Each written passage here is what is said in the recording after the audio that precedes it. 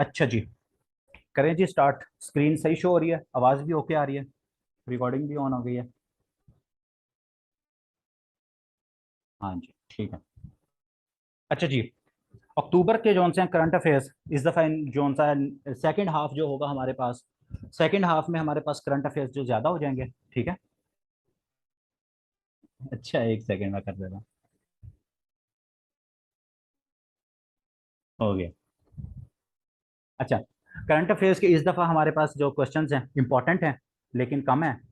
लेकिन इंशाल्लाह next time थोड़े से इससे भी शायद कम हो सकते हैं। अब करंट अफेयर्स की उस तरह से इंपॉर्टेंट चीज़ें नहीं है, लेकिन रिवीजन आप लोगों की ज़्यादातर हो जाएगी। अच्छा, ये सितंबर का करंट अफेयर्स था तो मुझसे स्किप हो गया, और मेरे ख्याल में अभी तक का पिछले 2-3 महीने में जो इंपॉर्टेंट डेवलपमेंट्स हुई हैं उनमें सबसे इंपॉर्टेंट ये है कजाकिस्तान। आप सब लोगों को पता होगा, जो आप लोग ज़्यादातर जो ओल्ड स्टूडेंट हो उनको जो सा है वो ट्रिक भी याद होगा। ठीक है, कागज़ का वो जो सुल्तान नूर सुल्तान, ठीक है, नूर सुल्तान होता था कजाकिस्तान। तो अब आप लोग अपना कैपिटल वो ट्रिक भी बदल लेना, अपने नोट्स के अंदर दोबारा जाके इसको चेंज कर लेना कि नूर सुल्तान जो सा था, कजाकिस्तान के कैपिटल का क्या नाम था, नूर सुल्तान। तो नूर सुल्तान का नाम उन्होंने बदल कर अभी सितंबर के अंदर, ये सितंबर के अंदर उन्होंने बदला है। तो सितंबर के अंदर उन्होंने दोबारा उसका नाम बदल कर क्या रख दिया, आस्ताना। क्या रख दिया है उसका नाम, आस्ताना। ये चीज आप लोगों ने याद रखनी है। अब इसकी थोड़ी सी हिस्ट्री आप लोगों को मैंने पहले भी बताई हुई है, जो ओल्ड स्टूडेंट है उनके लिए रिवीजन, उनके लिए भी पता लग जाएगा कि जब कजाकिस्तान जो सा है, कजाकिस्तान जो सा है, जब ये 1991 के अंदर ये सारी रियासतें बनी, 15 रियासतें निकली थी सोवियत यूनियन के अंदर से, 15 रियासतें बनी थी जब सोवियत यूनियन पाश पाश हुआ। तो उसमें से एक कजाकिस्तान भी थी। तो कजाकिस्तान जो सा है उसका जो पहला कैपिटल था जब उसे बनाया गया, तो उसका ओल्ड कैपिटल का नाम था अलमाते। उसका क्या नाम था, अलमाते। ये एक सिटी है उनका, अभी भी है सिटी। जैसे कल पाकिस्तान का मैं आप लोगों को बता रहा था कि कराची था, फिर उसके बाद जो सा है किस तरह 1967 में आपका इस्लामाबाद आ गया। तो इसी तरह समझ लो कराची, और इस तरह मुमासलत रख लो कि अलमाते था, अलमाते से चेंज करके कहाँ ले गए, अस्ताना ले गए। 1997 के अंदर उनका कैपिटल क्या, पाकिस्तान का कैपिटल कब बदला, 1967 के अंदर। तो कजाकिस्तान का 1997 के अंदर अस्ताना बन गया कैपिटल। लेकिन अब कैपिटल अस्ताना है, 2019 के अंदर क्या हुआ, उस अस्ताना का नाम चेंज करके नूर सुल्तान कर दिया गया, क्योंकि उनका जो पहला बादशाह था, वो उनका जो पहला प्रेसिडेंट था, उसका नाम था नूर सुल्तान। उसका क्या नाम था, उसका नाम था नूर सुल्तान। तो नूर सुल्तान जो सा है, नूर सुल्तान के नाम के ऊपर 2019 के अंदर आस्ताना का नाम बदलकर, शहर वही है, पहले क्या है, अलमाती शहर डिफरेंट है, आस्ताना डिफरेंट है। अब क्या है, आस्ताना का नेम बदलकर नूर सुल्तान कर दिया गया। तो मैंने आप लोगों को बताया था कि मेरे ख्याल में जनवरी फेब के अंदर जो सा है वो प्रोटेस्ट हुई कजाकिस्तान के अंदर, वहां गैस प्राइसेस वगैरह की वजह से। तो वहां उसके बाद जो सा है फिर क्या हुआ, अभी सितंबर के अंदर दोबारा नूर सुल्तान से नाम बदलकर उन्होंने कहा है कि अब हम उसका नाम क्या रख देंगे, आस्ताना मतलब रख देंगे, क्या कर दिया गया है। ठीक है, तो अब करंट अगर आप नेट पर रिसर्च करोगे, गूगल पे भी लिखोगे, तो आपको अब नूर सुल्तान नजर नहीं आएगा, अब आपको क्या नजर आएगा, आस्ताना नजर आएगा। तो ये आप लोगों ने करेक्ट भी कर लेना है और इसको देख भी लेना है। उसके बाद अक्टूबर, अक्टूबर पूरा मंथ जो सा है ये ब्रेस्ट कैंसर अवेयरनेस के तौर पर मनाया जाता है। बड़ा इंपॉर्टेंट क्वेश्चन है, ये बार बार पूछा भी जाता है। ठीक है, तो ब्रेस्ट कैंसर अवेयरनेस के हवाले से क्या है, अक्टूबर का पूरा मंथ जो सा है वो आपका मनाया जाता है, ये आप लोगों ने इसको याद रखना है। उसके बाद एंटी सबमरीन ड्रिल्स जो सी हैं ये आजकल हो रही हैं। ठीक है, इतना इंपॉर्टेंट नहीं है लेकिन थोड़ा सा देख लेना कि अगर पूछ लिया जाए एफपीएससी में, पीपीएससी तो नहीं पूछेगा, कि यूएस, जापान और साउथ कोरिया के दरमियान एंटी सबमरीन ड्रिल्स हो रही हैं। तो ये आप लोगों ने तीनों मुल्कों का नाम जो सा है वो लिख लेना है। हाँ ये भी कर लो। हाँ इस तरह से ट्रिक कर लो, नूर जो सा है या सुल्तान जो सा अपने आस्थाने में वापस आ गया, इस तरह का कोई ट्रिक लिख लेना। अब जहीन बच्चे हो, आई थिंक आप सब लोग जो से हैं वो अब कर सकते हो। अब लोग, आप लोग बड़े हो गए हो थोड़े से, तो आप लोग कर सकते हो, ट्रिक्स बना सकते हो। अच्छा जी, उसके बाद जो सा है आर्मीनिया और अजरबैजान। आपको पता है आर्मीनिया और अजरबैजान के दरमियान एक डिस्प्यूटेड एरिया है, उसका नाम है नारगोनो कराबाख। ये सवाल अब तो काउंट भी नहीं कर सकते कि कितनी दफा पूछा गया है, नारगोनो कराबाख इज डिस्प्यूटेड बिटवीन। तो नारगोनो कराबाख जो सा है वो किस किस के दरमियान है, आर्मीनिया और अजरबैजान के दरमियान जो सा है क्या है, डिस्प्यूटेड है। तो इनके दरमियान जो सा है दोबारा अभी जंग, वो क्या कहते हैं, एक दूसरे के बॉर्डर के ऊपर फायरिंग हुई इस एरिया के अंदर। तो इनके दरमियान जो सी पीस टॉक चल रही है, ये पिछली दफा भी पूछा गया था सवाल, तो अभी जो सा पूछी जा रही है वो जो पीस टॉक हो रही है वो कहाँ हो रही है, जिनेवा के अंदर हो रही है। इतना इंपॉर्टेंट नहीं है बट स्टिल आप इसको देख लेना। अच्छा जी, अभी इसका जो नेक्स्ट हमारा अक्टूबर होगा तो उसमें आपको इसका विनर बता दूंगा। विमेन T20 एशिया कप जो है उसका 8वां एडिशन खेला जा रहा है, कहाँ खेला जा रहा है, बांग्लादेश के अंदर। पाकिस्तान का आज सेमीफाइनल था, पाकिस्तान की विमेन टीम का और श्रीलंका की टीम का। तो श्रीलंका की टीम ने पाकिस्तान को हरा दिया, जैसे पाकिस्तान मैन को हराया था। तो अब फाइनल जो होगा वो इंडिया की टीम के दरमियान और श्रीलंका की टीम के दरमियान आई थिंक परसों होगा। तो वो जो विनर होगा वो नेक्स्ट टाइम मैं आपको बता दूंगा। लेकिन अभी आप लोगों ने याद रखना है कि 2022 का जो विमेन एशिया T20 कप है वो कहाँ खेला जा रहा है, वो आपका बांग्लादेश के अंदर खेला जा रहा है। और मैन की बात करें तो मैन का आप लोगों को पता है कि मैन जो T20 एशिया कप है वो अभी कहाँ है, आपका दुबई के अंदर खेला गया था अभी रिसेंटली, जिसका विनर कौन था, श्रीलंका था। तो ये मैंने आप लोगों को बताया था। अच्छा जी, उसके बाद इसको देख लेना कि सीएम पंजाब ने 2 अक्टूबर को एहसास राशन प्रोग्राम शुरू किया है। इस तरह के पीपीएससी कभी कभार पूछ लेता है, लेकिन आप लोगों को याद भी नहीं रहेंगे, लेकिन फिर भी इसको थोड़ा सा देख लेना इंपॉर्टेंट नहीं है। अच्छा, रिसेंटली इंडिया ने अपना होम ग्रोन एक हेलीकॉप्टर जो सा है हेलीकॉप्टर उसको लॉन्च किया है। उसका क्या नाम है? उसका नाम है प्राचंद। ठीक है, उसका क्या नाम है? प्राचंद। इसी तरह जो सा एक पहले उन्होंने अपना क्या कहते हैं विक्रांत विक्रांत जो सा एयरक्राफ्ट वो लॉन्च किया था, और अब हेलीकॉप्टर जो सा है वो इंडिया ने नया अपना लॉन्च किया है। बड़ा कह रहे हैं कि स्मार्ट है और बहुत उस पर पैसे भी बहुत कम लगे हैं। तो ये प्राचांत जोन सा इसको भी आप लोग देख लेना तो याद रहेगा। अब आते हैं मेन हमारा जो जो आपसे अगले पूरे साल जो आप लोगों का दिमाग खाएंगे, और अगर आप लोग इसको एक दिन 2 दिन लगाकर अच्छी तरह कोई ट्रिक्स बनाकर इनको याद कर लोगे नोबेल प्राइजेस को, तो आपको इंशाल्लाह जो सा है पूरा साल, अगला पूरा साल आप लोगों को कोई मसला नहीं होगा। नोबेल प्राइजेस, नोबेल प्राइजेस जो से हैं आपके, एक चीज तो याद रख लो, नोबेल प्राइज हमेशा जो अनाउंसमेंट होती है वो अक्टूबर के फर्स्ट वीक में होती है। ठीक है, अक्टूबर के फर्स्ट वीक के अंदर अनाउंसमेंट होती है, और ये जो नोबेल प्राइज दिया जाता है नीचे मेंशन भी है, दिसंबर के अंदर जो है ये नोबेल प्राइज दिया जाता है। बाकी इसकी डिस्कशन आगे करेंगे कि नोबेल प्राइज बेसिकली है क्या। ये 6 कैटेगरीज के अंदर दिया जाता है। आप सब लोग जो से माशाल्लाह जैसे मैंने बताया बड़े बच्चे हो, तो आप लोगों को पता है कि कितनी कैटेगरीज के अंदर नोबेल प्राइज दिया जाता है। तो 6 कैटेगरीज के अंदर नोबेल प्राइज दिया जाता है। 1901 के अंदर जो सा है ये मिलना शुरू हुआ था। एक इंसान था जिसने डायनामाइट बनाई थी, उसका नाम था अल्फ्रेड नोबेल। ठीक है, उसके नाम के ऊपर ये दिया जाता है। फिजिक्स के अंदर, केमिस्ट्री के अंदर, मेडिसिन या फिजियोलॉजी के अंदर, लिटरेचर के अंदर और पीस अवार्ड। ठीक है, इसमें से सिर्फ एक पीस अवार्ड वाहिद है जो कि ओस्लो के अंदर जो सा है वो आपका क्या है, नॉर्वे। ओस्लो के अंदर जो कि कैपिटल है नॉर्वे का, उसके अंदर दिया जाता है। बाकी ये पांचों के पांचों जोन से हैं ये स्वीडन के अंदर दिए जाते हैं। ठीक है, ये नीचे मैंने अलहदा थ्योरी लिखी भी हुई है, लेकिन यहाँ आप लोगों को बता रहा हूं ताकि आप लोगों का आगे जब मैं जाऊंगा रिवीजन हो जाएगी। ठीक है, तो इसमें पहली 5 कैटेगरीज जो सी हैं ये 1906 में मिलना शुरू हो गया था, लेकिन इकोनॉमिक्स का जो स्टार्ट हुआ है वो 1968 में स्टार्ट हुआ है देना। लेकिन पहला अवार्ड दिया कब गया है, वो 1969 के अंदर दिया गया है। ये दोनों सवाल याद रखने हैं कि इकोनॉमिक्स की कैटेगरी का आगाज कब हुआ है। इकोनॉमिक्स की कैटेगरी का आगाज हुआ है जी 1968 के अंदर, लेकिन जो पहला अवार्ड दिया गया था नोबेल प्राइज का वो कब मिला है, वो आपका 1969 में। ये भी आप लोगों को नीचे डिटेल के अंदर मिल जाएगा। अच्छा जी, अब हम आ जाते हैं 2022 के अंदर। 2022 के अंदर क्या हुआ? 2021 के मैं आप लोगों को, अब आप लोगों के जहन में एक सवाल आ रहा होगा कि सर 2021 का हमने क्या करना है, उसका अचार डालना है हमने। तो 2021 के जो आपका अब्दुल रजाक गुरना था, जिसका ताल्लुक किसके साथ था, तंजानिया के साथ था, जिसको लिटरेचर के अंदर नोबेल प्राइज मिला था, अब्दुल रजाक गुरना, उसको आपने याद रखना है। पीस प्राइज किसको मिला था? एक आपका वो दमित्री साहब थे, और एक आपकी मारिया रीजा साहिबा थी जिसका ताल्लुक फिलीपीन से था। इन दोनों को नोबेल पीस प्राइज 2021 में मिला था, ये आप लोगों ने याद रखना है। बाकी आप भूल भी जाओ केमिस्ट्री फिजिक्स के, मैं अभी भी ये रिकमेंड करूंगा भूलना नहीं है, पूछ लिए जाते हैं, लेकिन ये दोनों तो आप लोगों को हमेशा याद होने चाहिए, बेशक आज से 4 साल बाद भी आप लोगों ने इसको नहीं भूलना। तो इसी तरह जो इस तरह जैसे पिछले साल अब्दुल रजाक गुरना को मिला है, तो इस साल फ्रांस। ठीक है, 2 सवाल पूछे जाएंगे। एक तो पूछा जाएगा कि 2022 का लिटरेचर का जो अवार्ड है नोबेल प्राइज वो कहाँ मिला है। ठीक है, जो नोबेल का लिटरेचर का प्राइज मिला है 2022 का, वो किसको मिला है? तो वो आपने एनी एरनॉक साहिबा जोन सी हैं उनको मिला है, ये फीमेल है, इनको मिला है। एक तो ये पूछ लिया जाएगा। दूसरा सवाल पूछा जाएगा कि she belong to which country.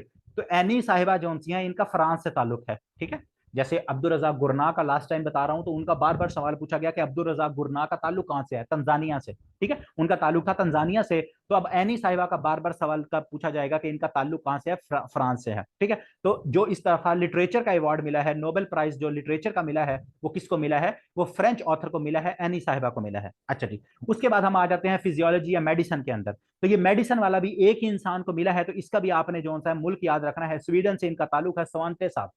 स्वांटे साहब जोन से हैं, इनको मिला है। इन्होंने जोन सा है आपकी जो ह्यूमन जोन सी है जो एवोल्यूशन है उसके ऊपर कुछ काम किया है, जीनोम्स के ऊपर, तो उसके ऊपर डिस्कवरी के ऊपर इनको क्या मिला है, फिजियोलॉजी के अंदर या मेडिसिन के ऊपर स्वांटे साहब जोन से है, ये स्वीडन से इनका ताल्लुक है। इस तरह याद रख लो, एस से स्वांटे और एस से स्वीडन। ठीक है, एस एस स्वांते और एस एस स्वीडन। इस भाई साहब का, ये भी आप लोगों से इसका कंट्री लाजमी पूछा जाएगा, तो ये दो कंट्री, तीन लोगों के इंपॉर्टेंट है, वो मैं आप लोगों को बता दूंगा, बाकी करो या ना करो, बल्कि मैंने मेंशन भी नहीं किए हुए, इंपॉर्टेंट नहीं है। दूसरा सबसे इंपॉर्टेंट आपका Nobel peace prize. Last time journalist को मिला था, ठीक है, नोबेल पीस प्राइज। इस दफा किसको मिला है? तीन, एक बंदे को मिला है, एक बंदे को मिला है और दो ऑर्गेनाइजेशन को मिला है। ये याद रखना है आप लोगों ने। ये क्या है? एल एस साहब जोन से हैं, ये एल एस साहब जोन से हैं, ये क्या है? बेलारूस से ताल्लुक है इनका, बेलारूस से। उसके ये एक्टिविस्ट हैं, ह्यूमन राइट एक्टिविस्ट हैं, ठीक है, ह्यूमन राइट एक्टिविस्ट हैं। ये इंसान है, ये एक जीता जाता इंसान है, सांस आता है इस बंदे को, एल एस साहब है। उसके बाद जोन सा है एक आपका मेमोरी, क्या कहते हैं, मेमोरियल है। मेमोरियल जोन सा, उसका क्या नाम है? ये ऑर्गेनाइजेशन है रशियन ह्यूमन राइट ऑर्गेनाइजेशन। दूसरा जो इस दफा अवार्ड मिला है, दो ऑर्गेनाइजेशन को मिला है ह्यूमन राइट का, सॉरी पीस प्राइज का, और एक आपके इंसान को मिला है, वो बेलारूस से ताल्लुक रखता है। और तीसरी जो ऑर्गेनाइजेशन है उसका क्या नाम है? उसका नाम है सेंटर फॉर सिविल लाइबर्टीज। एक यूक्रेन की ऑर्गेनाइजेशन है, आपने उसका नाम याद रखना है, उसका क्या नाम है? Centre for civil liberties. फिर रशिया की एक ऑर्गेनाइजेशन है, उसका नाम है ह्यूमन राइट ऑर्गेनाइजेशन, ठीक है, एक इसको मिला है। और तीसरा इंसान है, वो बेलारूस से ताल्लुक रखता है। तो अब आपको पता होना चाहिए कि यूक्रेन की ऑर्गेनाइजेशन है, मतलब आप इस तरह से अगर कोई ट्रिक याद रखना है कि यार यूक्रेन और रशिया में जंग चल रही है, तो कोई ऑर्गेनाइजेशंस वहां काम कर रही होंगी, तो वहां की ऑर्गेनाइजेशंस को मिला है। और एक बेलारूस है, बेलारूस जो सा उसका एक इंसान है, उसका नाम है एलएस, ठीक है, एलएस, तो उसको जो सा है पीस प्राइज मिला है। तो पिछली दफा दोनों इंसानों को मिला था, इस दफा एक इंसान है और उसके साथ दो ऑर्गेनाइजेशन को, क्योंकि उन्होंने ह्यूमन राइट्स के ऊपर, सिविल लिबर्टीज के ऊपर काम किया है, तो दो ऑर्गेनाइजेशन को और एक ह्यूमन राइट एक्टिविस्ट को क्या मिला है? ये नोबेल पीस प्राइज मिला है, और सबसे इंपॉर्टेंट है। उसके बाद आपका इकोनॉमिक्स का, इकोनॉमिक्स जो सा है, इकोनॉमिक्स के अवार्ड को ये भी कहा जाता है, इसको पता नहीं किस तरह से पढ़ा जाएगा, रिक्स बैंक, ये पहला जो सा है, इसको जो भी पढ़ा जाता है, मुझसे तो नहीं पढ़ा जाएगा ये, ठीक है। तो ये रिक्स बैंक जो सा है, ये स्वीडन का बैंक है, उसके नाम के ऊपर इकोनॉमिक साइंस का जो जो इकोनॉमी के ऊपर जो प्राइज मिलता है, उसको जो सा है किसके नाम के ऊपर रखा गया है? स्वीडन का जो बैंक है उसके नाम के ऊपर रखा गया है। ये मैंने बताया 1968 में, ये पहले भी बता चुका हूं, तो दोबारा हाईलाइट करता हूँ, ठीक है। तो ये जो सा है किस किस इंसान को मिला है? ये आपका जो सा एक बेन साहब को मिला है, एक फिलिप साहब को मिला है, और एक आपके डायमंड डायमंड साहब को मिला है, ठीक है। एक आपके क्या है? बेन को मिला है, एक आपके किसको मिला है? बेन को मिला है, एक आपके फिलिप को मिला है, और एक आपके डायमंड को मिला है। तो इसकी भी कोई आप कहानी बना लेना, इसकी भी आप कोई जो सा है वो कहानी, और मिला किसके ऊपर है? बैंक्स के ऊपर, ये नीचे मेंशन मेंशन मैंने जो सा है वो किया हुआ है, ठीक है। इसका कोई बना देना कि क्या कहते हैं, बेन जो सा है, या इसको बेन को कर लो बैंक, ठीक है। इसको इस तरह से याद रख लो कि फिलिप जो सा है, एक इंसान है फिलिप, वो बैंक के अंदर डायमंड रखवाने आया है, ठीक है। अगर इस तरह से कोई ट्रिक बनाना हो तो वो आप लोग बना सकते हो, नामों के साथ आपको खेलना आता है तो वो आप लोग कर लोगे, मेरे ख्याल में इतना मसला नहीं है। लेकिन इस तरह का बना लेना, बेन से बैंक, और फिलिप और डायमंड जो सा है वो तो इसके नाम के अंदर आ रहा है। तो इस तरह से कोई फनी सा या कोई मिलता जुलता जो आपको ट्रिक बेहतर लगे वो बना लेना, लेकिन ये लाजमी बनाना है, उस तरह से आपको भूल जाएगा। अच्छा जी, केमिस्ट्री के अंदर जो सा है, केमिस्ट्री के अंदर जो सा मॉलिक्यूल के ऊपर उन्होंने काम किया है, तो दो थेरीज उन्होंने, एक क्लिक केमिस्ट्री की थेरी होती है, पता नहीं क्या होता है, ये केमिस्ट्री वालों को ज्यादा पता होगा, और एक बायो और ऑर्थोगोनल केमिस्ट्री की जो सी ये थेरी होती है। तो इसके ऊपर मॉलिक्यूल्स के ऊपर इन भाई साहब जो से, इन्होंने तीन लोगों ने काम किया है, तो इन तीनों को केमिस्ट्री का अवार्ड मिला है। तो इन तीनों के भी नाम आप लोग जो से वो याद रख लेना। एक शार्पलस है, ठीक है, एक शार्पलस है, एक का नाम मेल्डल है, और एक का नाम जो सा है बेर्टोजी है, एक का नाम क्या है? बेर्टोजी है। तो ये शार्पलेस जो सा है, इसको मेडल को मेडल बना लो कि एक शार्प मेडल जो सा है वो, इसको कोई और इसमें से कोई एक बना लेना, ठीक है। बर्टोजी जो सा, इसका कोई ट्रिक बनाना हो तो इसका बना लेना। एक आपको शार्प मिल जाएगा यहाँ से, एक मेडल से आपको मेडल मिल जाएगा कि शार्प मेडल जो सा है वो क्या है? बड़ा तेजी से किसी इंसान को मिला है। इस तरह का कोई ट्रिक बनाना हो तो बना लेना। तो नामों में से ट्रिक बना लोगे तो आप लोगों को याद हो जाएगा। ये इसको केमिस्ट्री के साथ भी जोड़ना हो तो जोड़ लेना, इतना इश्यू नहीं होगा। अच्छा जी, the Nobel prize in physics जो आपकी लास्ट एक कैटेगरी है, उसके अंदर जो मिला है वो आपका एस्पेक्ट को मिला है, क्लॉजर को मिला है, और एंटन साहब को मिला है। तो ये तीनों नाम जो थे ये भी आप लोगों ने फिजिक्स के अंदर याद रखने हैं। और इसको किस वजह से मिला है? इसने फोटॉन्स के ऊपर काम किया है, ठीक है, ये इंटेंगल्ड फोटॉन्स के ऊपर काम किया है। पूरी लाइंस याद करने की जरूरत नहीं है, कि आप लोगों को केमिस्ट्री का पता होना चाहिए कि जी इन्होंने मॉलिक्यूल्स के ऊपर काम किया है, या ये दो थेरीज याद कर लेना कि क्लिक केमिस्ट्री और बायो ऑर्थोगोनल केमिस्ट्री के ऊपर, थेरी के ऊपर काम किया है। उसके बाद इनको जो फिजिक्स के ऊपर मिला है, तो इन्होंने इंटेंगल्ड फोटॉन्स जो हैं उनके ऊपर काम किया है, जो एनर्जी के पैकेट्स होते हैं, फोटॉन्स, ठीक है। उसके बाद इकोनॉमिक्स की बात करें तो पूरी याद करने की जरूरत नहीं है, बैंक के ऊपर जी काम किया उन्होंने, बैंक्स और फाइनेंशियल क्राइसिस के ऊपर काम किया है। और जो पीस प्राइज सिविल लिबर्टीज के ऊपर काम किया है, और जो आपका मेडिसन का है वो इंसानियत जो इंस्टिक्ट हो रही है, जो जीनोम्स हैं उनके ऊपर काम किया है। तो एक एक दो दो वर्ड्स बस याद रख लेना इनके, पूरी पूरी लाइंस आप लोगों के ये पढ़ने के लिए है, याद आपने एक एक वर्ड करना है ताकि आप लोगों को बस पता हो जाए। अच्छा जी, ये चीजों को कुछ पढ़ लेना, जल्दी जल्दी बता देता हूँ कि जब आपको 10 मिलियन जो सा है वो स्वीडिश क्रोन मिले, ये कोनर लिखा हुआ है, क्रोन होता है, ठीक है, ये क्रोन होता है। तो 10 मिलियन जो से है वो आपको क्या मिलेंगे, 10 मिलियन इस पे प्राइज मिलता है, मेडल मिलता है। और 10 दिसंबर को जो सा है ये क्या है, सेरेमनी इसकी होगी। और उसके बाद ये सारी चीजें मैं पहले बता चुका हूँ कि पीस प्राइज कहाँ मिलता है, नॉर्वे ऑस्लो के अंदर मिलता है। और जो आपके बाकी प्राइजेस हैं वो कहाँ मिलते हैं, स्वीडन के अंदर जो से मिलते हैं। ये जो नए स्टूडेंट्स हैं उनके लिए मैंने थेरी सारी ये ऐड की है, बल्कि मैंने ऐड नहीं की, जुबैर ने ऐड की है, अल्लाह उसका भला करे। तो आप जो सा है इसको देख सकते हो। उसके बाद ये सारी अगेन चीजें कि ये अल्फ्रेड नोबेल साहब ने किया था। और ये भाई साहब जोन से क्या थे, इन्वेंटर ऑफ डायनामाइट कौन है, अल्फ्रेड नोबेल साहब, उसके नाम के ऊपर ये नोबेल प्राइज दिया जाता है। ठीक है। और पहला अवार्ड कब दिया गया था, 1901 के अंदर दिया गया था। और 1901 के अंदर जब दिया गया था तो उसके बाद क्या था, उस टाइम पर 5 कैटेगरीज थी, उसके बाद क्या थी, 5 कैटेगरीज थी। और ये छठी कैटेगरी इकोनॉमिक्स की जोन सी है, ये क्या है, 1968 के अंदर जो सा शुरू हुई। और फर्स्ट टाइम अवार्ड कब दिया गया, 1969 के अंदर दिया गया। और ये क्या है, ये इकोनॉमिक का अवार्ड किसके नाम से मंसूब है, स्वीडन का जो बैंक है उसके नाम से जो सा है वो दिया जाता है। तो मेरे ख्याल में ये यहाँ तक किसी को कोई मसला नहीं होगा। नोबेल प्राइज के अंदर, नोबेल प्राइज का जो बाकी स्टूडेंट्स हैं उनका नोबेल प्राइज का टॉपिक भी कवर हो गया, जो ओल्ड स्टूडेंट्स हैं उनकी रिवीजन हो गई, और आप लोग नए जोन से हैं वो क्या कर लोगे, याद कर लोगे। क्लियर है ना मेरे ख्याल में, तो इतना मसला तो नहीं है।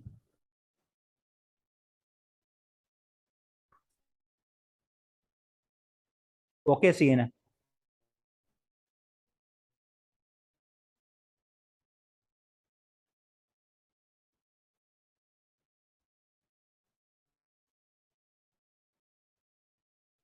अच्छा जी। अच्छा जी, एंगला मर्कल साहिबा से तो मेरे ख्याल में आप सब लोग वाकिफ हो गए। ठीक है।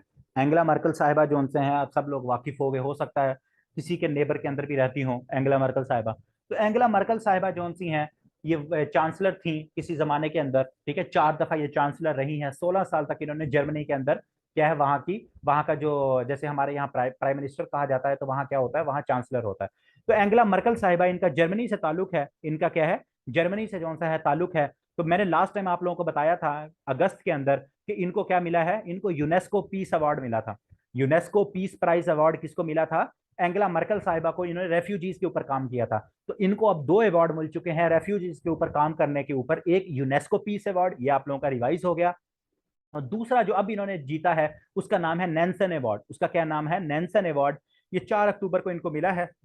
और ये नैन्सन अवार्ड कौन सी एजेंसी ने इसको दिया है, वो दिया है UNHR, United Nation higher commissioner for refugees. जो रेफ्यूजीज के लिए जो आपकी एजेंसी है उसका क्या नाम है, यूएनएचआर। ठीक है। यूएनएचआर पाकिस्तान के अंदर ये बड़ी एक्टिव है, क्योंकि पाकिस्तान के अंदर जो से अफगान रेफ्यूजीज रहते हैं। तो यूएनएचआर ने जो सा है ये एंगला मर्कल साहिबा को क्या दिया है, पीस अवार्ड दिया है। क्यों दिया है, ये यहाँ ये मैंने मेंशन किया हुआ है कि इनकी एफर्ट्स फॉर रेफ्यूजीज। ये जो यूनेस्को पीस अवार्ड मिला है ये भी इनको क्यों मिला था, ये भी इनको मिला था कि इनकी जो एफर्ट्स थी रेफ्यूजीज के लिए, उनके ऊपर इनको जो सा है ये क्या है, ये अवार्ड मिला था। तो अब 2 अवार्ड मिल चुके हैं इनको, एक यूनेस्को पीस अवार्ड और एक यूएनएचआर पीस अवार्ड, या उसको क्या कहते हैं, नैन्सन अवार्ड भी कहा जाता है। बाकी यूएनएचसीआर का जो हेडक्वार्टर है वो आपका जिनेवा के अंदर है। ठीक है, वो कहाँ है, आपका जिनेवा के अंदर है। इसके जो हाई कमिश्नर हैं, इसको जो लीड कर रहे हैं, उसका क्या नाम है, उसका नाम है फिलिपो ग्रैंडी साहेब जो से, ये नाम भी इंपॉर्टेंट है। और ये कब शुरू हुआ था, ये सारी चीजें आप लोग इसको देख लेना। लेकिन ये इंपॉर्टेंट सवाल है, ये भी एफपीएससी में भी पूछा गया था कि यूएनएचसीआर जोन सा है उसको, उसके जो हेड हैं वो कौन है, तो उसका नाम है फिलिपो ग्रैंडी साहब जोन से हैं। इसको देख लेना कि इसका ताल्लुक किस कौन से है, वैसे पूछा तो नहीं जाता, लेकिन आप लोगों असाइनमेंट के तौर पर इसको देख लेना कि फिलिपो ग्रैंडी साहब जोन से हैं, इनका ताल्लुक कौन से मुल्क से। अच्छा जी। उसके बाद जोन सा है, अभी नॉर्थ कोरिया आजकल जोन सा बैलिस्टिक मिसाइल जोन सा फायर कर रहा है। तो इतना इंपॉर्टेंट नहीं है, लेकिन फिर भी इसको लिख लो, क्योंकि पिछले जोन से 5 सालों के बाद, क्योंकि नॉर्थ कोरिया ने पिछले 5 सालों के बाद पहली दफा जोन सा है बैलिस्टिक मिसाइल जोन से वो जापान के ऊपर से फायर किए हैं। और इसी वजह से ये जो मैंने ऊपर आप लोगों को बताई थी, ये रीजन क्या है, इसकी रीजन ये है कि ये यूएस जापान की और साउथ कोरिया की जो सबमरीन ड्रिल्स हो रही हैं, इसकी वजह से नॉर्थ कोरिया ने क्या है, जो सबमरीन वो जो बैलिस्टिक मिसाइल है वो फायर किए हैं। ठीक है, ये जो ऊपर उनकी एंटी बैलिस्टिक वो उनकी एंटी सबमरीन जो सी वो मशकें हो रही हैं, उनकी वजह से ये सब कुछ उन्होंने किया है। अच्छा जी, आजकल एक और ऑर्गेनाइजेशन, हालांकि देखो अभी अभी किसी ने ऑर्गेनाइजेशन का नाम लिया था, तो आज दो तीन ऑर्गेनाइजेशन तो आज ही डिस्कस हो गई आपकी। अच्छा जी, ऑयल की अभी एक मीटिंग हुई है ओपेक प्लस की, तो इसके लिए आपको जरूरी था कि मैं ओपेक के बारे में बता दूं, क्योंकि आजकल बड़ा न्यूज में है ओपेक। तो आप वैसे इसके ऊपर ऑर्गेनाइजेशन का एक लेक्चर भी है यूट्यूब के ऊपर, अगर किसी ने देखना हो तो वो देख सकता है। ओपेक जो सा है, ये क्या है? Organization of petroleum exporting countries. वो मुल्क जो कि पेट्रोल को एक्सपोर्ट करते हैं, उनकी एक ऑर्गेनाइजेशन बनी। उनकी ऑर्गेनाइजेशन बनी कब बनी? 1960 के अंदर बनी। 5 मुल्कों ने बनाई। उन 5 मुल्कों का नाम याद रखना जरूरी नहीं है, लेकिन आपको पता होना चाहिए कि वो 5 मुल्क थे: Iran, Iraq, Kuwait, Saudi Arabia और वेनेजुएला। ये 5 मुल्क थे जिन्होंने ओपेक की बुनियाद रखी। और इसका मतलब क्या था? Organization of the petroleum exporting country. वो मुल्क जिनके अंदर पेट्रोल है और वो एक्सपोर्ट करते हैं, उन्होंने कहा कि हम किस तरह से एक्सपोर्ट करेंगे, कितना ऑयल हमने बाहर भेजना है, कितने ऑयल को हमने प्रोड्यूस करना है। तो ये चीज के लिए उन्होंने एक ओपेक ऑर्गेनाइजेशन बनाई। ठीक है, क्या बनाई उन्होंने? एक ओपेक जोन सी है उसकी क्या है, ऑर्गेनाइजेशन बनाई। तो ये ओपेक जोन सी है, ये 1960 के अंदर जोन सी है, ये आपकी ऑर्गेनाइजेशन जोन सी है वो बन जाती है। ओपेक जोन सी है ये आपकी, इसकी हेडक्वार्टर जोन सा है वो, सॉरी, बन जाती है हेडक्वार्टर। इसका नहीं, मैं हेडक्वार्टर जोन सा है ओपेक का, वो वियना। वियना ऑस्ट्रिया का कैपिटल है, वियना। ठीक है, वियना ऑस्ट्रिया का कैपिटल है, वियना। उसके अंदर ओपेक का क्या है? ओपेक का हेडक्वार्टर है। अच्छा जी, उसके बाद क्या हुआ? इसके टोटल मेंबर्स थे 14। इसके मेंबर्स कितने थे? 14। तो आपने याद रखना है, कतर ने 2018 के अंदर इसको छोड़ दिया। कतर लेफ्ट ओपेक इन 2018। अब दोनों तरह से पूछा जा सकता है कि कतर ने कब छोड़ा, दिसंबर के अंदर 2018 में छोड़ा या नवंबर के अंदर आई थिंक छोड़ा था, वो मंथ इंपॉर्टेंट नहीं है। तो दूसरा पूछा जा सकता है कि which country recently left OPEC. तो कतर जो था उसने छोड़ा, उसके बाद 13 मेंबर्स रह गए इसके। ठीक है, कतर ने कहा कि भाई मैं तेल से साइड पर जा रहा हूं, मैं एलएनजी जो सा है मैं उसके ऊपर काम करूंगा, तो मुझे आप लोगों का ये सस्ते तेल की जरूरत नहीं है। अच्छा, ये जो ओपेक है, ये इसका जो सा ओपेक के बारे में अगर हम बात करें, तो ओपेक के बारे में ये तो चीजें हो गई कि इसमें जो सा है आपके 80% जो से हैं रिजर्व हैं, और उसके बाद पूरी दुनिया का जो 40% क्रूड ऑयल है वो ये ओपेक जो मुल्क है ये प्रोड्यूस करते हैं। ये चीज आप लोग पढ़ लेना। अच्छा, ओपेक प्लस। ओपेक और ओपेक प्लस में क्या फर्क है? अब ओपेक जो सा है, ये तो थे सिर्फ अरब मुल्क थे ज्यादातर। जब ये ओपेक बना, आप देखो Iran, Iraq, Kuwait, Saudi Arabia, इसमें वेनेजुएला को निकाल लो, तो ये सारे जो से अरब मुल्क थे। तो ये सारे जो से हैं कंट्रोल करते थे। लेकिन कुछ और भी मुल्क हैं जिनके अंदर से ऑयल निकलता है। कजाकिस्तान हो गया आपका, अल्जेरिया हो गया, नाइजेरिया हो गया, सबसे बड़ा रशिया हो गया। ठीक है, तो वो जो मुल्क थे, उन्होंने ओपेक के साथ राब्ता किया, और उसके वजह से क्या हुआ? ओपेक प्लस बन गया। ओपेक प्लस कब बना? 2016 में बना। और ओपेक प्लस के अंदर कितने मेंबर्स हैं? 13 मेंबर्स पहले ओपेक के, और नए 11 मेंबर्स जो से हैं वो ऐड हुए। और इनमें सबसे इंपॉर्टेंट मुल्क कौन सा है? वो है आपका रशिया। उसमें आपका इंपॉर्टेंट मुल्क कौन सा है? Russia. USA is not part of, USA is not part of OPEC या ओपेक प्लस। ठीक है, यूएसए जो सा है वो इसका पार्ट नहीं है, क्योंकि यूएसए जो सा है वो एक्सपोर्ट नहीं करता। यूएसए ज्यादा तेल एक्सपोर्ट नहीं करता, यूएसए की अपनी ही जरूरियात बहुत ज्यादा है। यूएसए एक्सपोर्ट नहीं करता इतना ज्यादा, तो इसलिए USA is not member of OPEC या ओपेक प्लस। तो रशिया इसका मेंबर है, रशिया इसका मेंबर है, सऊदी अरेबिया इसका मेंबर है, ईरान, इराक जो से ये इसके मेंबर हैं, लेकिन यूएसए नहीं है। ठीक है, तो ये ओपेक और ओपेक प्लस के बारे में आपको पता होना चाहिए कि ओपेक डिफरेंट है, लेकिन 11 मुल्कों ने 2016 के अंदर इसको ज्वाइन किया, तो उसके बाद इसको क्या कहा जाता है? ओपेक प्लस जो सा है वो कहा जाता है। तो यही इशू चल रहा है जो आजकल बाइडन ने तड़ी लगाई है, बाइडन ने जो धमकी दी है। अब इसके अब मसला क्या हुआ, अब मैं ये समझा देता हूं। ओपेक प्लस की मीटिंग हुई अभी रिसेंटली, पिछले वीक के अंदर ओपेक प्लस की मीटिंग हुई। तो उन्होंने कहा कि हम ऑयल प्रोडक्शन कम कर रहे हैं। अब आपको इकोनॉमी मैंने पढ़ाई हुई है, इकोनॉमी का एक रूल है कि इकोनॉमी के अंदर क्या होता है, जब आपकी प्रोडक्शन कम हो जाती है तो उसकी उसका जो क्या होती है, उसको डिमांड जो होती है वो बढ़ जाती है। मतलब कि अगर आप प्रोडक्शन कम करोगे, आप उसकी प्रोडक्शन कम कर दोगे, तो उसका रेट बढ़ जाएगा। मतलब अगर आप रोज का एक समझो, लेट्स सपोज मैं इसकी छोटी एग्जांपल दूं अगर आपको, कि आप जो सा है 10 लीटर रोज का तेल बेच रहे हो, तो आपको जो सा है, ठीक है, आप क्या करो, वही तेल जो सा है उसको 5 लीटर कर दो या 6 लीटर कर दो, तो आपके जो सा तेल है उसकी कीमत बढ़ जाएगी। तो अब ओपेक प्लस ने क्या फैसला किया है कि हम प्रोडक्शन कम करेंगे, मेरे ख्याल में 1 लाख बैरल पर डे के हिसाब से उन्होंने कहा है कि हम प्रोडक्शन कम करेंगे। तो अब इससे क्या होगा, इससे जो ऑयल है उसकी आने वाले दिनों में कीमत बढ़ेगी। तो अमेरिका के अंदर पहले महंगाई है, पूरी दुनिया के अंदर महंगाई बढ़ रही है रशिया यूक्रेन वार की वजह से, तो इससे क्या होगा, महंगाई और ज्यादा बढ़ेगी। इससे क्या होगा, इससे महंगाई जो सी है वो और ज्यादा बढ़ेगी। तो इसलिए अमेरिका ने कहा है कि सऊदी अरेबिया को जो सा है वो कॉन्सिक्वेंस फेस करने पड़ेंगे प्राइसेस बढ़ाने के। तो इस वजह से ये मसला चल रहा है। अच्छा, बाकी ये इसको देख लेना। टीचर्स डे, ठीक है, टीचर्स डे जिन्होंने मुझे विश किया था अल्लाह उनका भला करे, जिन्होंने नहीं किया था उनका भी अल्लाह भला करे। ठीक है। मोस्ट रिजर्वायर किस मुल्क के पास है? वेनेजुएला के पास। ये इतनी दफा मैंने चीज एक्सप्लेन की है आप लोगों को भी, मैं एक्सप्लेन चलो ये बाद में करूंगा कि सबसे ज्यादा जो रेजरवायर हैं वो अब रेजरवायर का क्या मतलब होता है कि ऑयल सबसे ज्यादा किसके पास है। फिर दो तीन चीजें होती हैं, एक होता है ऑयल के रेजरवायर होना, ठीक है, वो वेनेजुएला के पास है। फिर होता है उस ऑयल को प्रोड्यूस करना, ठीक है, उस ऑयल को निकाल के असल फॉर्म के अंदर क्रूड ऑयल की फॉर्म में लाना, ठीक है। वो सबसे ज्यादा जो ऑयल है वो आपका कौन प्रोड्यूस करता है, वो अमेरिका करता है, ठीक है। तीन चीजें याद रखनी है, सबसे ज्यादा रेजरवायर किसके पास है, ऑयल किसके पास है, वेनेजुएला के पास। लेकिन सबसे ज्यादा ऑयल प्रोड्यूस कौन सा मुल्क करता है, वो आपका यूएसए करता है। सबसे ज्यादा ऑयल एक्सपोर्ट कौन सा मुल्क करता है, वो सऊदी अरेबिया करता है। ये तीन डिफरेंट चीजें। ठीक हो गया। ये तीन चीजें याद रखनी है।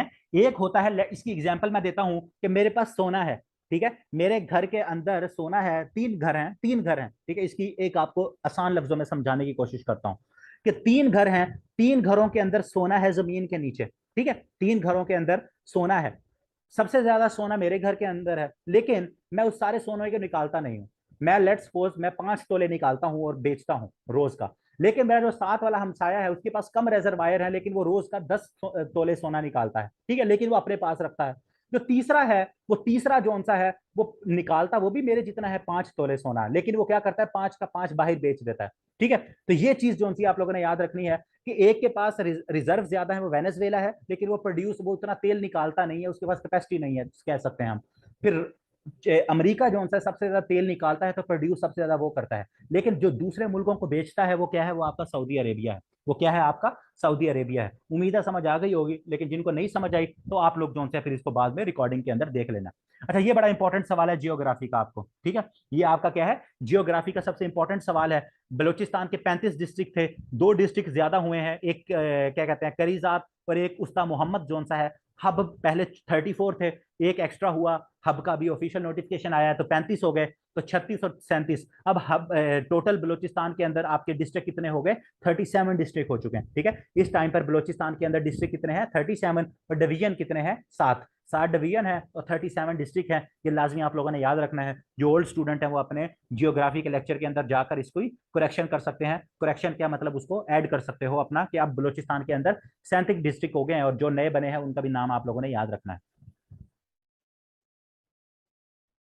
अच्छा जी, उसके बाद पाकिस्तान की जो जीडीपी ग्रोथ है, वर्ल्ड बैंक ने क्या प्रिडिक्ट किया कि 2% ग्रो करेगी। स्टेट बैंक ऑफ पाकिस्तान ने भी प्रिडिक्ट किया कि 2% करेगी। ये लाजमी सवाल पूछ लिए जाते हैं। ये सवाल आप लोगों का पीपीएससी को इस टाइम इस तरह के बड़ा फोकस होता है कि आईएमएफ ने पाकिस्तान के बारे में क्या कहा है, वर्ल्ड बैंक ने क्या कहा है। तो दोनों ने की, पाकिस्तान स्टेट बैंक ने भी कहा है कि 2% पे ग्रो करेगी, और वर्ल्ड बैंक ने भी कहा है कि पाकिस्तान की इकोनॉमी जो सी है वो कितने ऊपर ग्रो करेगी, 2% के ऊपर जो सा ग्रो करेगी। तो ये आप लोगों ने याद रखनी है। और लास्ट टाइम की तो मेरे ख्याल में ग्रोथ आप लोगों को पता होगी। जिन जिन को 2022 की ग्रोथ पता है वो जरा एक दफा मुझे मैसेज करके बताओ कि पाकिस्तान की पिछले साल की ग्रोथ जो सी है वो कितनी है। पाकिस्तान की पिछले साल की ग्रोथ जो सी है, जीडीपी ग्रोथ, वो कितनी है, 5 पॉइंट कितने 7, 5.97। शाबाश, ठीक है।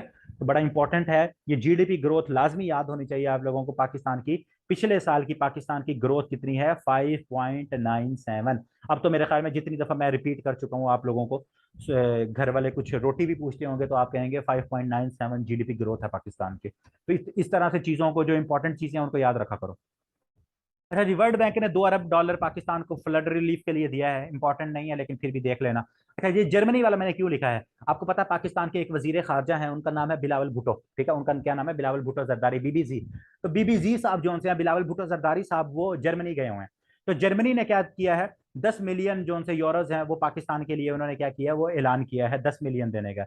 लेकिन यहाँ इंपॉर्टेंट क्या है यहाँ इंपॉर्टेंट है जर्मन की फॉरेन मिनिस्टर का नाम, ये फीमेल है, ठीक है, ये एनालिना बेयरबॉक, ये पाकिस्तान भी आई थी और इनको फिर कोरोना हो गया था और फिर इनको जो सा है वो वापस जाना पड़ा था, ठीक है। उनको क्या किया गया था, उनको एनालिना बेयरबॉक साहिबा को वापस जाना पड़ा था, ये पाकिस्तान आई थी। मैंने आप लोगों को लास्ट करंट अफेयर्स के अंदर ये लिखवाया है, ठीक है, ये पिछले या उससे 2 महीने पहले आप लोगों को याद होगा, मैंने बताया था कि ये बड़ी इंपॉर्टेंट है, जर्मन फॉरेन मिनिस्टर पाकिस्तान आई हैं और इनको कोरोना हो गया है। तो अब बिलावल साहब ने कहा कि आप ना आए, दोबारा कोरोना हो जाए तो मैं आ जाता हूँ आप लोग आपसे मिलने, इतनी क्या टेंशन की बात है। तो बिलावल साहब जब मिलने गए तो इन्होंने पहली दफा, जर्मनी ने पहली दफा कश्मीर के ऊपर, हाँ बिल्कुल अगस्त में आए थे, जर्मनी ने, ये किस लिए हमारे लिए इंपॉर्टेंट है कि इस बहन जी ने, एनालिना साहिबा ने, इसने क्या किया है, कश्मीर के ऊपर पहली दफा एक बयान दिया है।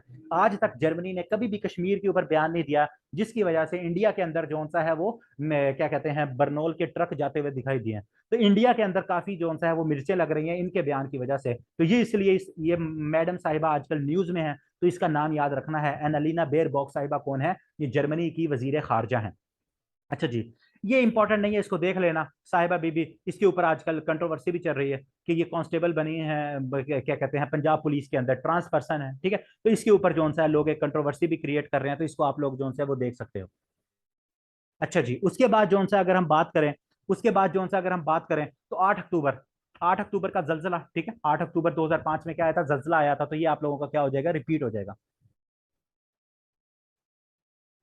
एनालिना ने कश्मीर के ऊपर यह बयान दिया था, उसने कहा था कि मेरे, उसने कश्मीर को मेरे ख्याल में डिस्प्यूटेड रीजन कहा है, मुझे एग्जैक्ट तो नहीं याद, लेकिन उसने कश्मीर के रिलेटेड एक बयान दिया, एक तो उसने डिस्प्यूटेड रीजन कहा है और दूसरा उसने ये कहा है कि हम उस कश्मीर की सूरत हाल को मॉनिटर कर रहे हैं, इस तरह का मतलब उन्होंने कहा है। पहले वो कभी कश्मीर के ऊपर कोई बात ही नहीं करते थे, वो कहते थे पाकिस्तान और इंडिया का इंटरनल मैटर है वो देखें। इस दफा उन्होंने कहा है कि अगर कोई इस तरह की चीज हो, डिस्प्यूटेड रीजन है और ये इस तरह से कोई डिप्लोमेटिक आंसर दिया है, लेकिन इंडिया को वो आंसर बुरा, अच्छा नहीं लगा। अच्छा जी, आजाद जम्मू कश्मीर के अंदर आपको पता है पूरे पाकिस्तान के अंदर क्या था, जलजला आया था, ठीक है, जलजला आया था 8 अक्टूबर का। तो आप सब लोगों को जो सा है, मेरे ख्याल में मेरे जितने ही बुजुर्ग हो गए आप लोग, या मुझसे थोड़े से कम बुजुर्ग हो गए, तो मुझे क्योंकि ये जलजला याद है, तो आप में से जो जो मेरे जितनी बुजुर्गी की उम्र में पहुंचे हुए हैं, तो उनको भी कुछ ना कुछ जो सा है वो ये जलजला याद होगा कि 8 अक्टूबर को जो सा है ये पाकिस्तान के अंदर क्या है, ये जलजला आया था। अच्छा जी, उसके बाद जो सा आपको पता है अभी 16 अक्टूबर से क्या है, वर्ल्ड कप आपका शुरू होने वाला है। कहाँ शुरू होने वाला है जी, ऑस्ट्रेलिया के अंदर शुरू होने वाला है। कौन सा है, T20 वर्ल्ड कप होने वाला है, ठीक, T20 वर्ल्ड कप शुरू होने वाला है और इसका जो सा है 8वां एडिशन खेला जाएगा, ठीक है, 8वां एडिशन खेला जाएगा और इसको आप लोग देख लेना, पहला एडिशन इंडिया ने जीता था पाकिस्तान को हरा के, दूसरा एडिशन जो सा है वो पाकिस्तान ने जीता था श्रीलंका को हरा के, तीसरा एडिशन जो सा है वो इंग्लैंड ने जीता था और इंग्लैंड ने मेरे ख्याल में किसको हराया था, अल्लाह भला करे, पता नहीं किसको हराया था, ये देख लेना। 2012 का जो सा है वेस्ट इंडीज ने इंग्लैंड को हराया था और वेस्ट इंडीज ने इंग्लैंड को हराया था। 2014 का जो सा है इसमें श्रीलंका ने जो सा है, ये भी अल्लाह को पता किसने हराया था, ये इसको देख लेना, इतना इंपॉर्टेंट नहीं है, ये इतना इंपॉर्टेंट नहीं है कि किसने किसको हराया था।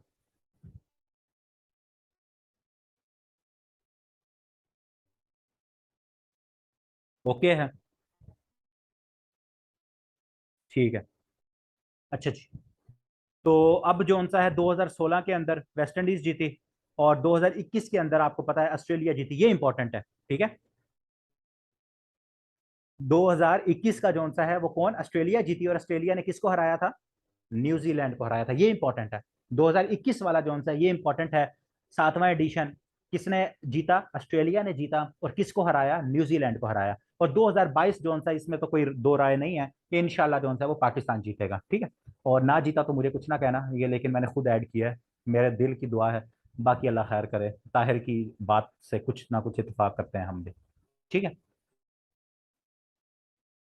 अच्छा जी, अनदर अक्टूबर का important event, governor Sindh Kamran Tessori साहब, ठीक है। गवर्नर सिंध पहले कौन थे, इमरान इस्माइल, अब कौन आ गए हैं, एमक्यूएम के कामरान टेसोरी साहब। एमक्यूएम पाकिस्तान से इनका ताल्लुक है, 34वें 34th गवर्नर हैं और इन्होंने क्या है, इन्होंने जो सा है वो हल्फ उठाया है।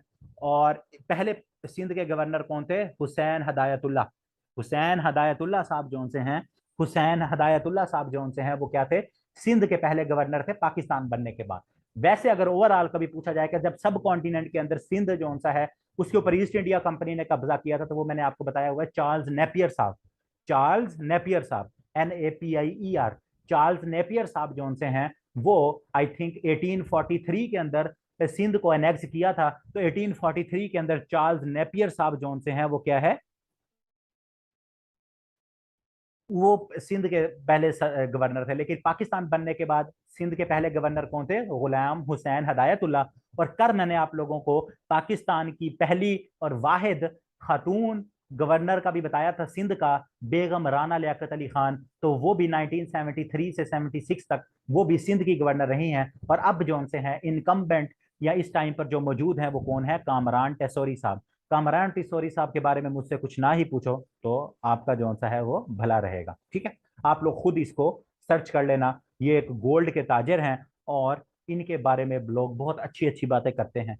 तो वो आप लोग ऑनलाइन जाकर इनके बारे में बातें पढ़ लेना। अच्छा जी, जो गवर्नर होता है, गवर्नर जब हल्फ उठाता है तो गवर्नर से हल्फ कौन लेता है? उस सूबे का जो चीफ जस्टिस होता है। ये चीज याद रखनी है, ठीक है। ये पहले मैंने बताया हुआ है, अगर किसी को नहीं पता कि जब भी जो आपका क्या कहते हैं क्या कहते हैं जो गवर्नर होता है, जब उसने हल्फ लेना होता है तो उससे हल्फ कौन लेता है? उस सूबे का चीफ जस्टिस। अगर आपका वजीर आला ने किसी सूबे का हल्फ लेना हो तो वजीर आला से कौन हल्फ लेता है? उस सूबे का गवर्नर। ठीक है, ये चीज याद रखनी है कि अगर किसी वजीर आला ने हल्फ लेना हो, जैसे अभी परवेज इलाही ने हल्फ लेना था, तो परवेज इलाही जो उनसा है, वैसे तो उससे सदर ने हल्फ लिया क्योंकि अदालत का हुक्म था। वैसे कॉन्स्टिट्यूशन में क्या लिखा हुआ है कि अगर किसी भी सूबे के वजीर आला ने हल्फ उठाना है तो उस सूबे का जो गवर्नर है वो उससे हल्फ लेगा। और अगर गवर्नर ने हल्फ उठाना है तो उस सूबे का जो चीफ जस्टिस है वो उससे हल्फ लेगा। इसी तरह अगर आप ऊपर चले जाओ, अगर आप ऊपर चले जाओ तो विफाक की तरफ, तो अगर जो आपका सदर है, अगर आपका सदर जो उनसे है उसने हल्फ उठाना है तो सदर से हल्फ कौन लेगा? चीफ जस्टिस ऑफ पाकिस्तान हल्फ लेगा। चीफ जस्टिस ऑफ पाकिस्तान जो है वो हल्फ लेगा। और अगर अगर आपके वजीर आजम ने हल्फ उठाना है तो वजीर आजम से हल्फ कौन लेगा? वजीर आजम से हल्फ लेगा सदर पाकिस्तान। वजीर आजम से सदर पाकिस्तान हल्फ लेगा। सदर पाकिस्तान से हल्फ कौन लेगा? Chief justice of Pakistan. इसी तरह नीचे सूबों में आ जाओ कि वजीर आला से हल्फ कौन लेगा? Governor of that province. अगर वजीर आला बलोचिस्तान ने हल्फ उठाना है तो बलोचिस्तान का जो गवर्नर होगा वो उससे हल्फ लेगा। और अगर बलोचिस्तान के गवर्नर ने हल्फ उठाना है तो बलोचिस्तान हाई कोर्ट का जो चीफ जस्टिस होगा वो उससे क्या करेगा? हल्फ लेगा। ये सारी चीजें बेसिक बेसिक आप लोगों को पता होना चाहिए। अच्छा जी, उसके बाद जो है प्राइम मिनिस्टर शहबाज शरीफ साहब जो से हैं, आप वो क्या करेंगे? वो वाइस चेयर करेंगे COP27। COP आप लोगों को पता है, conference of parties. COP stands for conference of parties. ये आपकी इन्वायरमेंट के ऊपर, जो क्लाइमेट चेंज है, क्लाइमेट के ऊपर जो सी है, ये आपकी क्या होती है? ये आपकी होती है, क्या कहते हैं, एक आपकी क्लाइमेट चेंज के ऊपर जो सी है, हर साल जो सी है आपकी एक समिट होता है, उसको हम कहते हैं COP, कॉन्फ्रेंस ऑफ पार्टीज जो है इसको कहा जाता है। पिछले साल जो सी 2021 में COP26 हुई थी इंग्लैंड के अंदर, कॉर्नेवल के अंदर, इंग्लैंड के अंदर हुई थी। अब 2027 की कहाँ होनी है? 6 से 18 नवंबर, या नवंबर के अंदर मैं दोबारा डिस्कस करूंगा इंशाल्लाह। ठीक है, इंशाल्लाह अगर जिंदगी रही और मैं जो से आप लोगों को इस तरह से पढ़ाता रहा इधर, तो आप लोग जो से है 6 से 18 नवंबर तक जो से हैं इजिप्ट के अंदर, आप देखोगे कि हम शर्म शेख भी जाएंगे और वहां मैं आप लोगों को बताऊंगा कि COP जो सा है, COP27 इजिप्ट के अंदर हो रही है। तो इसका चेयरमैन कौन है COP27 का? इजिप्ट। इजिप्ट का जो सदर है, ये जो जिसका नाम लिखा हुआ है अब्दुल फतेह अल सीसी, इसका चेयरमैन कौन है? इसका चेयरमैन है इजिप्ट का सदर अब्दुल फतेह अल सीसी, क्योंकि इजिप्ट के अंदर ये COP हो रही है। लेकिन हमारे लिए इंपॉर्टेंट ये है कि शहबाज शरीफ साहब को इसकी नाइब चेयरमैन बनाया गया है, या नाइब या वाइस प्रेसिडेंट बनाया गया है। ये लाजमी सवाल पूछा जाएगा, ये बड़ा इंपॉर्टेंट है। ठीक है, एक तो COP27 कहां हो रही है? इजिप्ट के अंदर हो रही है। और इसका चेयरमैन कौन होगा? इजिप्ट का प्रेसिडेंट होगा। लेकिन इसका नाइब चेयरमैन कौन है? वो हमारे प्राइम मिनिस्टर शहबाज शरीफ साहब, जिनको कल इनके बेटे समेत मनी लॉन्ड्रिंग से बरी किया गया है, उनको जो वो जो से है अब COP27 की वाइस चेयरमैनशिप जो है वो संभालेंगे। ठीक है, अच्छा जी, उसके बाद जो है इसको देख लेना कि वेब 3.0। अब वेब 3.0 क्या होती है ये मुझे भी नहीं पता। ठीक है, तो वेब 3.0 का अगर किसी को शौक होगा तो नेट से देख लेना। और इसके बारे में आप हमारे जो सबसे हाईली क्वालिफाइड फाइनेंस मिनिस्टर हैं, तो मिफ्ता इस्माइल, उनसे किसी ने पूछा था कि सर वेब 3.0 के ऊपर आप काम कर रहे हैं, तो उन्होंने कहा था कि frankly I don't know about web 3.0। तो मैं भी आप लोगों को यही कहूंगा कि I don't know about web 3.0। तो अगर किसी को शौक होगा तो वो इंटरनेट के ऊपर देख सकता है। लेकिन इसमें ज्यादातर ये है कि क्या कहते हैं, वेब 3.0 के ऊपर जो इकोनॉमिक के रिलेटेड अगर बताऊं तो इसमें यह है कि आपकी जो बिल्कुल ये मतलब करेंसी के रिलेटेड पेपरलेस हो जाएगी, आपकी एक चेन बन जाएगी, क्रिप्टो करेंसी आ जाती है इसमें। इसमें डिफरेंट ये क्रिप्टो करेंसी, ये सारी चीजें जो थोड़ी बहुत ही मेरी हल्की सी अंडरस्टैंडिंग है वेब 3.0 की। तो वेब 3.0 जो सा है, इसका सबसे पहले इनिशिएटिव लिया है पंजाब गवर्नमेंट ने, ठीक है। तो इसका सवाल ये पूछा जा सकता है कि वेब 3.0 जो सा है, उसका सबसे पहले इनिशिएटिव अभी रिसेंटली कौन सी हुकूमत ने लिया है? वो पंजाब गवर्नमेंट ने लिया है। तो ये एक टेक्नोलॉजी है, ये जैसे डिसेंट्रलाइज कर देगी। डिसेंट्रलाइज का ये मतलब कि जैसे अब आपका स्टेट बैंक हर इकोनॉमी हर चीज को कंट्रोल करता है, तो ये उससे खत्म कर देगी। ये आपका डाटा लीकेज वगैरह, सेलिंग, हैकिंग, इस तरह की चीजें इसमें हैं। और भी बहुत ज्यादा स्कोप है इसका, बहुत एक वास्ट सब्जेक्ट है वेब 3.0, जिसके अंदर ये आपकी ये जो आप सुनते हो मेटावर्स आ जाएगी, और ये डिफरेंट, ये सारा आपका इंटरलिंक है वेब 3.0, ठीक है। तो ये इसका बड़ा नेक्स्ट लेवल है। ये आप लोग किसी को अगर शौक हो इस तरह की चीजों में, तो वो इसको देख सकता है, इंपॉर्टेंट उसको दिल करे तो। अगर अच्छा जी, शहबाज शरीफ साहब कल 12 तारीख थी, शहबाज शरीफ साहब कल के जो है कजाकिस्तान गए हुए हैं। अब कजाकिस्तान वही मुल्क है जिसका कैपिटल क्या है? आस्ताना, ठीक है, आप लोगों को मैं बताया। तो इसके अंदर एक समिट हो रहा है, 6th समिट, 12 से 13। आज 13 अक्टूबर को शहबाज शरीफ साहब का भी खिताब भी था। वो है सीसा। सीसा सीसा क्या है? जो कॉन्फ्रेंस ऑफ नहीं है, conference for interaction and confidence building measures in Asia. CICA stand for conference for interaction and confidence building measures in Asia, ठीक है। इसकी एक 6 समिट हो रहा है, कहाँ हो रहा है? कजाकिस्तान, अस्ताना के अंदर। और पाकिस्तान को रिप्रेजेंट कौन कर रहा है? शहबाज शरीफ कर रहा है, ये मैंने आपको बताया है। और आज 13 अक्टूबर को उन्होंने क्या किया है? खिताब भी किया है। उन्होंने जो सा खिताब किया है, जिसमें उन्होंने कश्मीर के हवाले से भी 3-4 बातें की हैं। उन्होंने कहा कि अगर कश्मीर का इशू हल हो जाए तो हम इंडिया के साथ सब कुछ करने के लिए तैयार हैं, टेंशन की जरूरत नहीं है हमें। अच्छा जी, अब सीसा है क्या? सीसा जो सा सबसे पहले जो सा है, कजाकिस्तान के जो सदर थे पहले, मैंने ये आपको बताया था, ये नूर सुल्तान, ये जिनके नाम के ऊपर नूर सुल्तान रखा गया था। तो नूर सुल्तान साहब ने 1992 के अंदर जो सा इसका प्रपोजल दिया था। लेकिन ये जो बनी है सीसा, वो कब बनी है? 1999 के अंदर ये सीसा बनी है।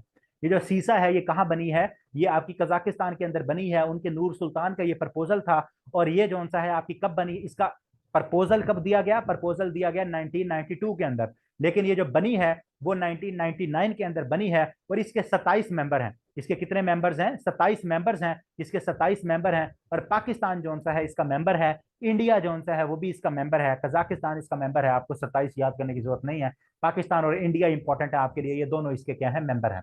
ये दोनों इसके क्या है? मेंबर हैं। तो ये चीजें आप लोगों ने इसके बारे में याद रख लेनी है। अच्छा जी, world mental mental health day, ठीक है। नहीं, हर कॉन्फ्रेंस इसकी कजाकिस्तान में नहीं होती। इसकी जो सी है एक कॉन्फ्रेंस जो सी है वो आई थिंक तुर्की के अंदर भी हुई थी। एक दो डिफरेंट में हुई है। आपको सारी याद करने की जरूरत नहीं है। आपको सारी जो सी है वो याद करने की जरूरत नहीं है। जो करंट हुई है बस उसी को देख लो, बाकी याद करने की बिल्कुल जरूरत नहीं है। World mental mental health day जो सा है, मेंटल हेल्थ अवेयरनेस डे, वो 10 अक्टूबर को मनाया जाता है, ठीक है। 10 अक्टूबर को मनाया जाता है। कल जो सा है मैं आप लोगों को सैटरडे का, क्योंकि आप लोगों का ऑफ होगा, तो सैटरडे के लिए आपको इंपॉर्टेंट डेज और इंपॉर्टेंट बुक्स जो सी हैं वो मैं आप लोगों को असाइन कर जाऊंगा। तो उसमें आप लोग जो सा ये सारी चीजें देख लोगे, तो ये सारे आपको वर्ड्स और बुक्स जो सी हैं उनका फिर आपका संडे को टेस्ट भी हो जाएगा। तो ये कल मैं आप लोगों को ये डिटेल में चीजें, बल्कि अभी भी बता दूंगा, कल भी दोबारा बता दूंगा जब आपका 11 बजे का लेक्चर होगा, ठीक है। तो वर्ल्ड मेंटल हेल्थ डे 10 अक्टूबर को मनाया जाता है। पर अगर किसी को याद हो, जो पुराने स्टूडेंट है, अगर आप लोगों की मैं मेमोरी चेक करना चाहूँ, तो मेंटल हेल्थ अवेयरनेस मंथ मनाया जाता है एक। अगर मुझे कोई वो बता दे गलती से कि मेंटल हेल्थ अवेयरनेस मंथ जो सा है वो कब मनाया जाता है। अच्छा जी, दिसंबर जुलाई दोनों गलत, अक्टूबर गलत।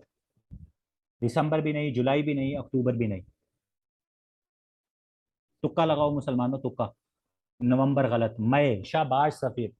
मई जो सा है, मई, मई का महीना जो सा है वो मेंटल हेल्थ अवेयरनेस मंथ के तौर पर मनाया जाता है।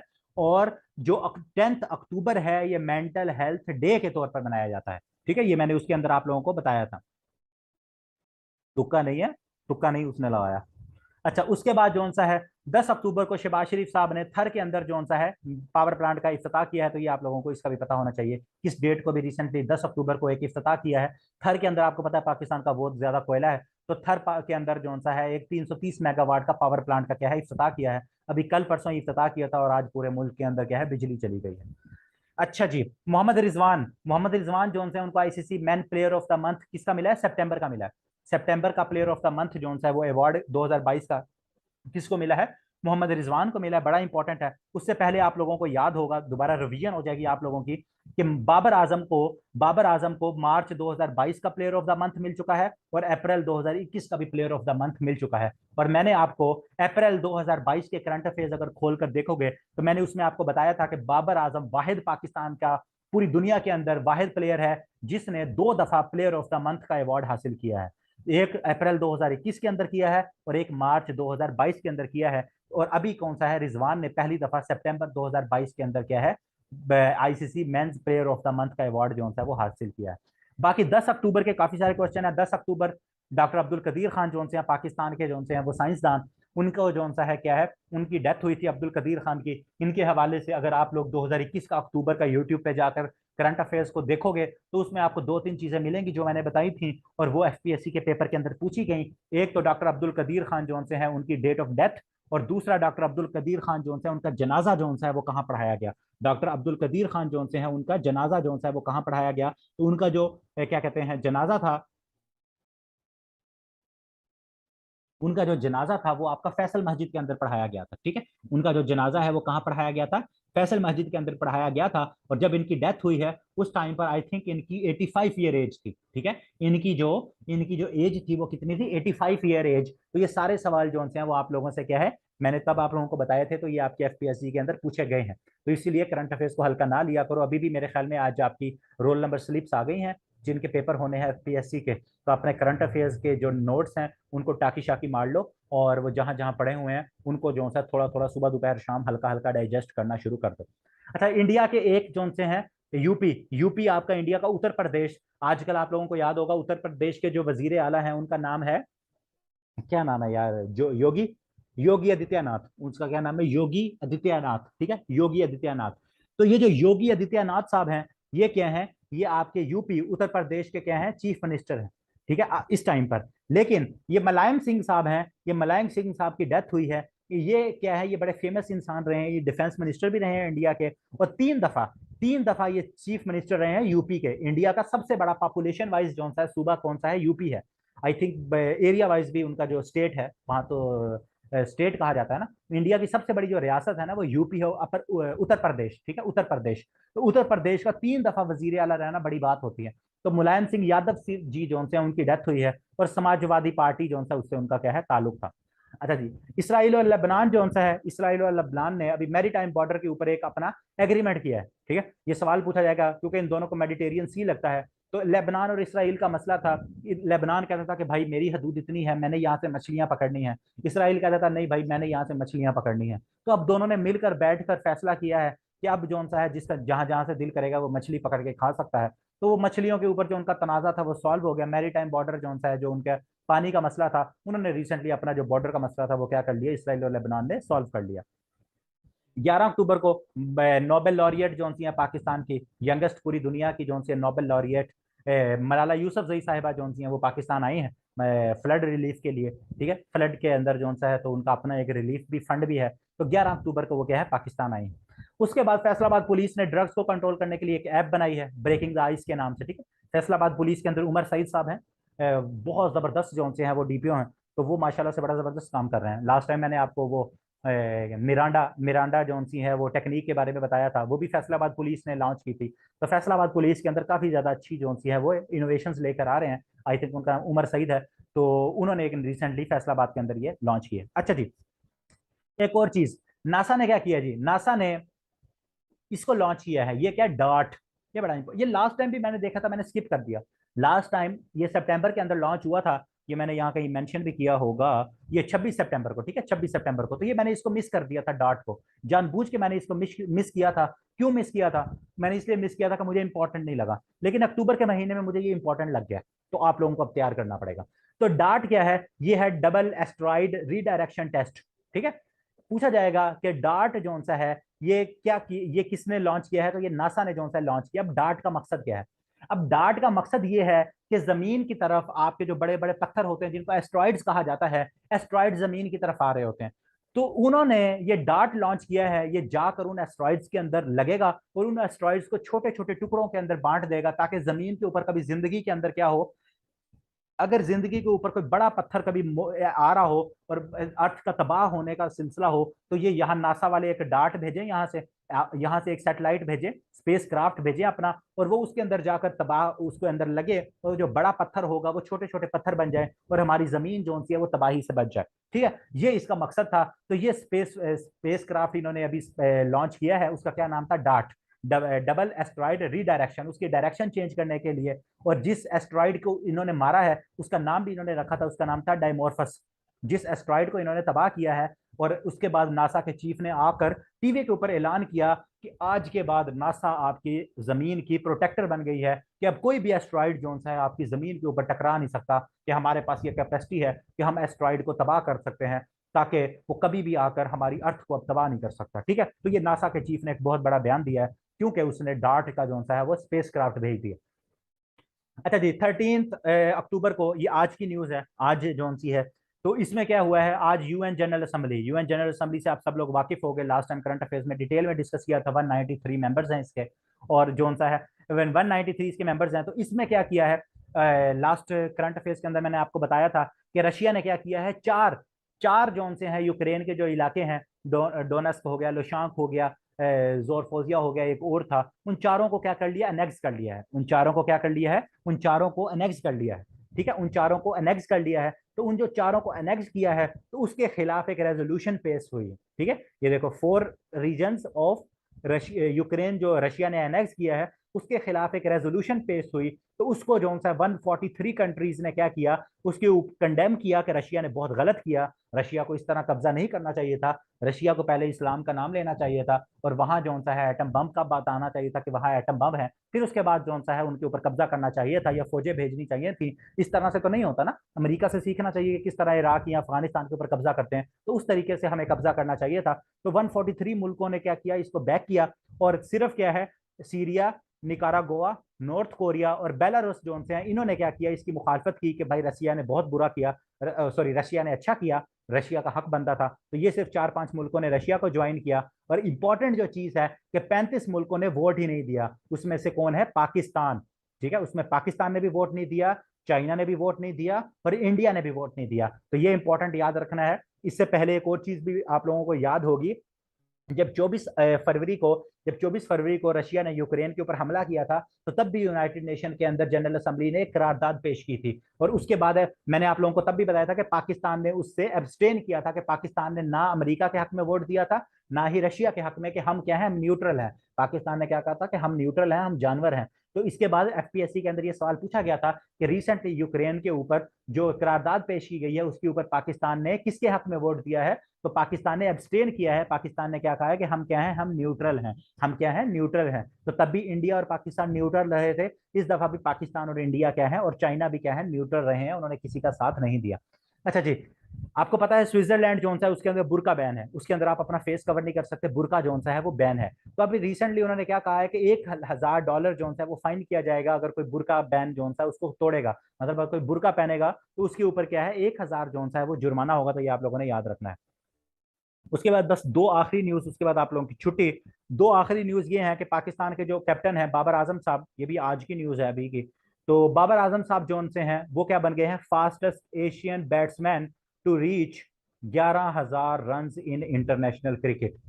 फास्टेस्ट एशियन बैट्समैन बन गए हैं जिन्होंने 251 इनिंग्स के अंदर 11,000 रन बनाए हैं।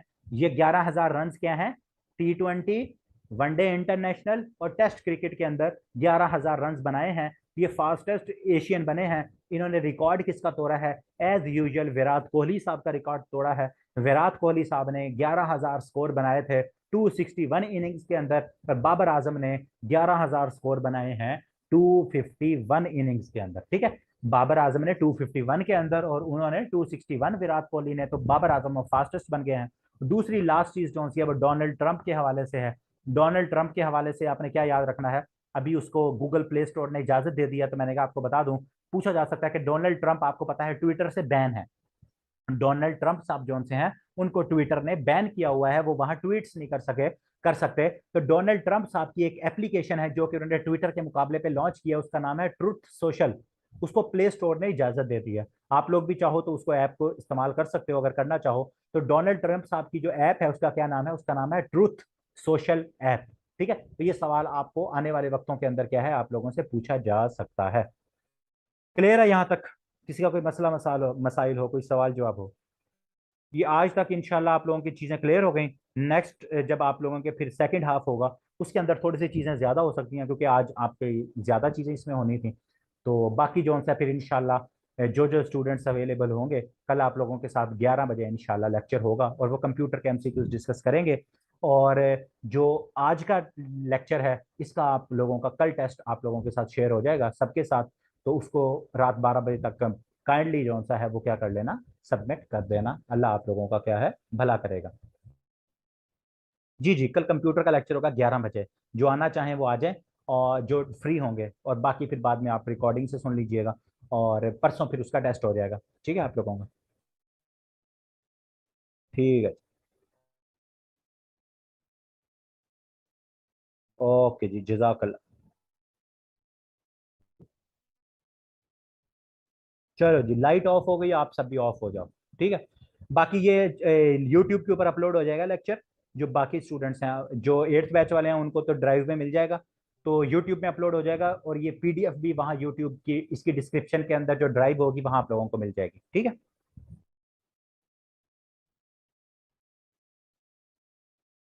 ओके जी।